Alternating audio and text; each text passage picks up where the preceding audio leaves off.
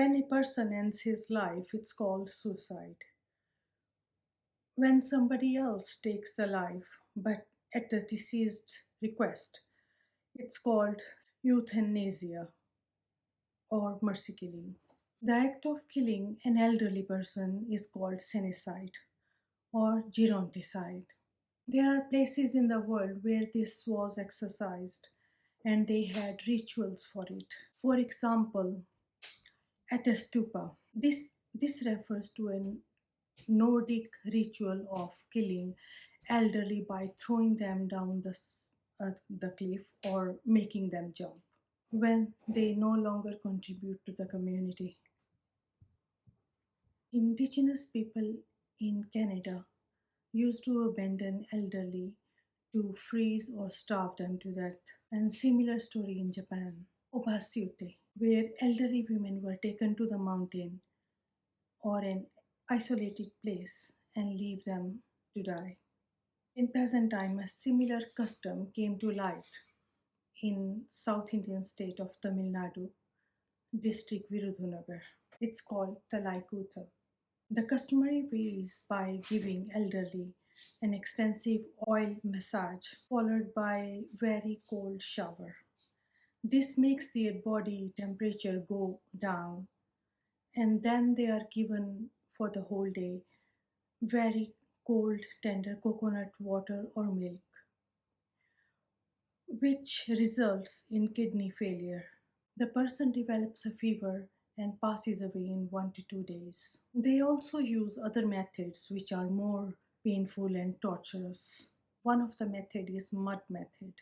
Mud is dissolved in the water and then given to the elderly to swallow. This causes indigestion and the person eventually passes on. If somehow the person survives this method, then another treatment is given, which is called milk treatment. In this method, milk is poured into mouth with nose tightly closed. Sometimes this method is followed by starvation. As the milk is poured continuously into mouth, it goes into respiratory tract and causes suffocation.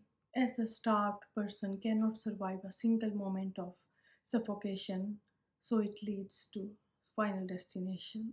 Having said that, I just want to make sure that I'm not judging anyone, especially who do it because they have no other choice. Now the question is why? Just like any other crime, the main cause for thalaikoothal is financial issues. Number one in this section is poverty.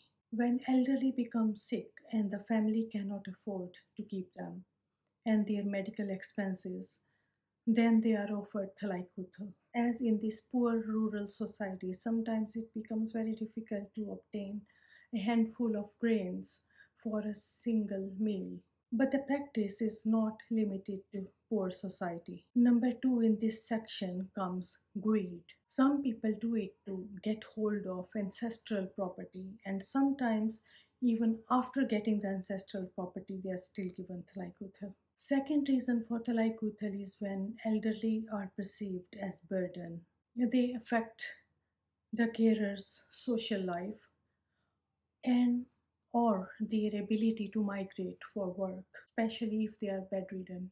The practice of thalaikoothal came into radar when a 60-year-old man, Selviraj, suddenly passed away after admitted to hospital on 18th of June 2010. His nephew complained to the police, and on it, a woman was charged for administering lethal injection to Selviraj. Later on, that woman was released on bail as police couldn't find any evidence as the body of Selviraj was already cremated.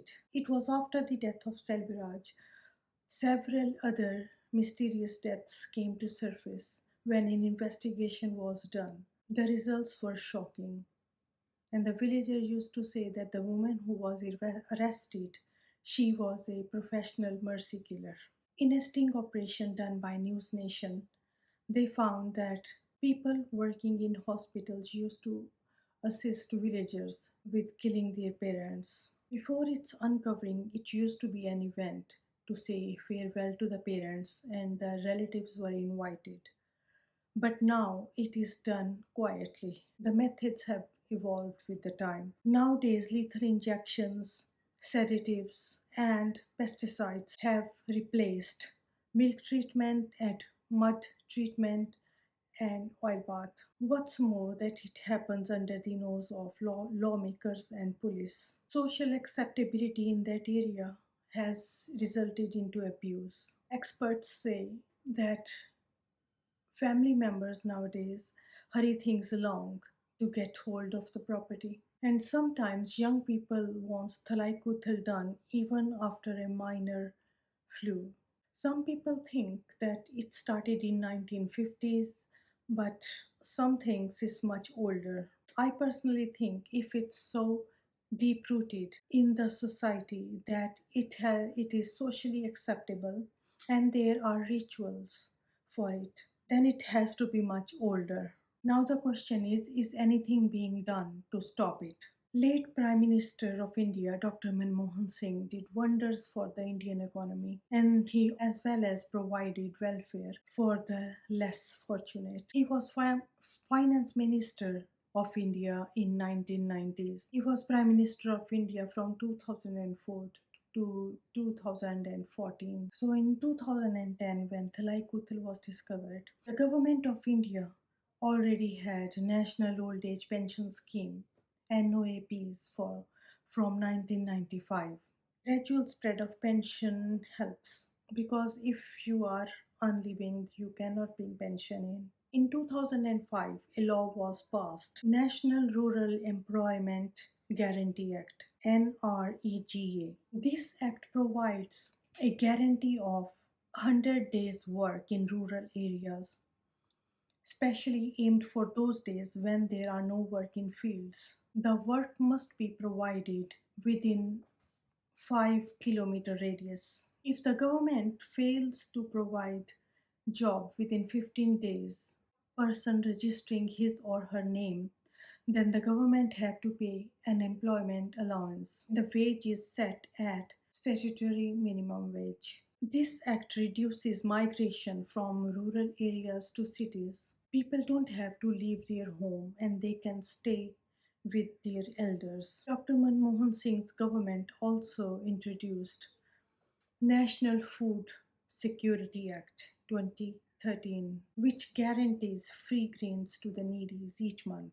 According to the threshold, some people can get 5 kilograms of grains per person each month. For people under poverty line, they can get 35 kilograms of grains each month.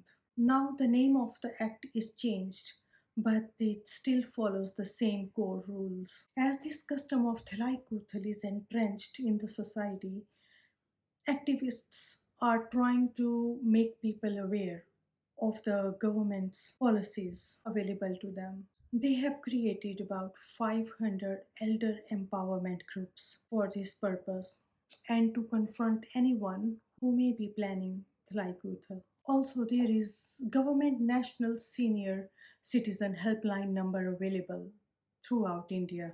There are also non governmental organizations, NGOs, such as Help Age India, Catastrophe and Trauma Services Helpline, are actively contributing to decrease these practices. Above all, Tamil Nadu's police control rooms swiftly responds to any distress calls, which helps. Now, next is what is the law's position on it? Article 21 of Indian Constitution grants right to life only. According to Article 21, quote, no person shall be deprived of his life or liberty except according to procedure established by law. Right to life does not include right to die or right to be killed.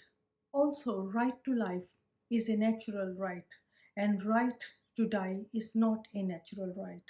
No one has right to finish their life in unnatural way. Attempt to suicide is punishable offense under section 309 of Indian Penal Code 1860. Euthanasia is an act of deliberately ending a person's life to relieve suffering. Whether it is voluntary euthanasia or involuntary euthanasia, it is illegal and punishable offense under law, except the passive euthanasia. It means when the person is on ventilation, in that case only, patient can be removed from ventilation. Therefore, practice of thalaikoothal is unconstitutional and against nature, as one cannot finish their life before time. In a research study done in 2012, revealed at least 30% of the respondents of the study acknowledged that thalaikoothal was practiced as a ritual killing in the state. No one questions the death of an elderly person, so no investigations are done. In another research paper, Payali Chatterjee suggested some protocols to deter thalaikoothal. In case of death of any aged person in such areas, should be reported first to nearby police station, and the body of the person should not be cremated without doing post-mortem.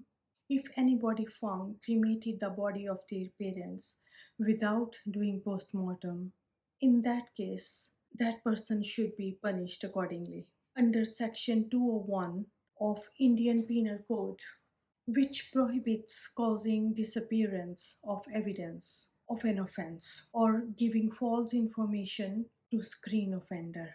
Also, I think it might be helpful making people aware that today's perpetrators are tomorrow's victims.